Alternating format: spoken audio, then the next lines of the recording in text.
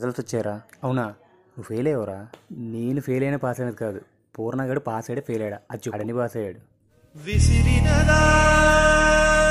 మీరు అంత ఫీల్ అవుతావు, నెక్స్ట్ ఎగ్జామ్లో పాస్ అవుతావులే నువ్వు కూడా.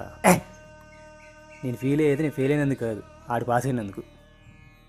అరే పూర్ణగాడు కూడా ఫెయిల్ అయ్యంట, అసలు చూడలేదు రిజల్ట్స్. అమ్మయ్యా, ఆడిగడు ఫెయిల్ అయ్యాడా? మామ నాకు లవ్ సెట్ అయింది మామ. నువ్వెందుకు అంత ఫీల్ అవుతావు? నీకు సెట్ అవుతుందిలే. నాకెవరు దొరకపోయినా పర్లా, నీకు దొరికారంటేనే ఎక్కువ బాధపడతాను. అరే పొన్నగలో బ్యాకప్ అయిందంటరా. బ్రేకప్ అయిపోయిందా? కానీ ఆ అమ్మాయితో బాగా ఎంజాయ్ చేస్తాడయ్యా. అమ్మాయితో బ్రేకప్ అయితే అటు కనీసం ఎంజాయ్ చేశాడరా, బాధ అయితే మాకు. పూర్ణగడు ఈరోజు ఇంటర్వ్యూ ఉన్నాడు, సెలెక్ట్ అయిపోయినట్టు కొంతేసి. ఏమైందో ఏంటో నేను తట్టుకోలేకపోతున్నాను, ఫోన్ చేసి కనుక్కోవాలి. అరే పూర్ణ, ఎక్కడున్నావు? మర్చిపోయి ఇంటర్వ్యూ వెళ్ళా కదా. అవును, ఇంటర్వ్యూ ఏమైంది అంతకీ? సరిగ్గా అవ్వలేదా? ఒకటే ఉందా వేకెన్సీ?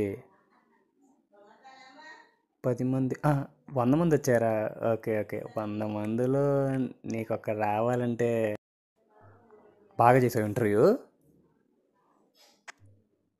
అన్నీ మీద బాగా కూడా చేశారా? అయితే మొత్తానికి నీకు వస్తుందన్నమాట.